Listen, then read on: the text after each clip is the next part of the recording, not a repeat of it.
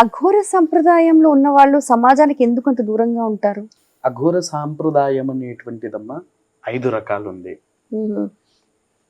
నాగసాధువు పద్ధతి ఒకటి, అఘోరులు. ఈ అఘోరులు మామూలుగా కూర్చుంటారు, ధూమపానాన్ని పిలుస్తూ ఉంటారు. అది నార్మల్గా ఉండే వ్యక్తులు, ఎటువంటి శక్తులు లేకుండా కేవలం శవభస్మాన్ని రాసుకొని, తర్వాత వామాచార పద్ధతిలో ఉండే అఘోరులు. వాళ్ళు ఏంటి అంటే అడవుల్లో మాత్రమే నివసిస్తారు. అడవుల్లో నివసించి 6 మాసాలకు ఒక్కసారి జనాల్లోకి వచ్చి ఏదైతే వాళ్ళు వచ్చినప్పుడు బయట మొదటి శవం కాలుతూ ఉంటుందో ఆ శవాన్ని తినేసి వెళ్ళిపోతారు 6 మాసాలకు ఒక్కసారి. లేదా అదే పద్ధతిలో దక్షిణాచారంలో ఉండేటి వాళ్ళు కూడా ఉన్నారు కొంతమంది. వాళ్ళకేంటిగనంటే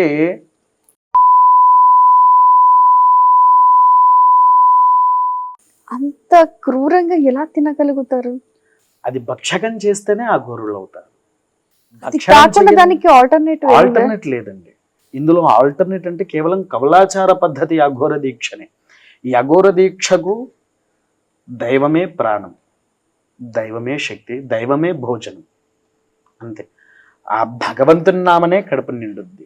ఆ భగవంతుని నామతోనే అన్ని, అంటే వారి దగ్గర తీసుకున్న ఉపదేశముతోనే ఈ 5 పద్ధతులు కలిస్తేనే సంపూర్ణమైన అఘోరుడు అవుతారు. విన్నారా? నేను కూడా సంపూర్ణమైన అఘోరుణ్ణి కాదమ్మా, అఘోర దీక్షాపరుణ్ణి అంతే. నాకు అఘోరులందరూ కలిసి పెట్టిన బిరుదే మహాభగల్ అఘోర అని పెట్టారు.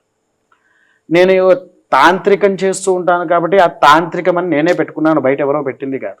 మహాభగల్ అఘోర తంత్రి అంతే. ఎందుకంటే తాంత్రిక విద్యలో ఆడి తేలి ఉన్నవాడిని కాబట్టి అది తంత్రి అని పెట్టుకుందామని నేనే పెట్టుకున్నాను. లేకపోతే నా బిరుదు మహాభగల్ అఘోర. ఈ అఘోర అనే పదం చాలా మందికి భయంకరంగా ఉంటుందనే తంత్రి అని పెట్టాను. ఈ తర్వాత ఇంకొకటి ఏంటి అని అంటమ్మా, అఘోరులు అనేటువంటిది భోజనం అనేదే నిషేధం. పండు కూడా తినకూడదు. 6 నెలలకు వచ్చి ఇది భోజనం చేసుకొని వాళ్ళు వెళ్ళిపోవాలి. మళ్ళీ అడవిలో నుంచి బయటికి రాకూడదు. వాళ్ళ దగ్గరికి మనం వెళ్ళి దర్శనం చేసుకోవచ్చు, వాళ్ళ దగ్గర ఉండవచ్చు, కానీ ఒక్కొక్కసారి వాళ్ళకి ఏమన్నా అనిపిస్తే మనల్ని కూడా కాల్చుకొని తినేది కూడా చెప్పలేము. అది వామాచార పద్ధతిలో.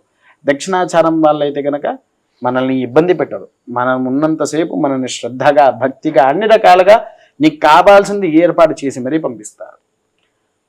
ఇందులో నాగసాధువులు వీళ్ళే ఈ టీవీలో చూడాలనుకున్న ఇలా నేను అఘోర అని చెప్పుకునేటువంటి వాళ్ళు మాత్రం నాగసాధువులు. పూర్తి అఘోరులు ఎప్పుడు కూడా జన సంచరణ అనేది జరగదు, చెయ్యరు.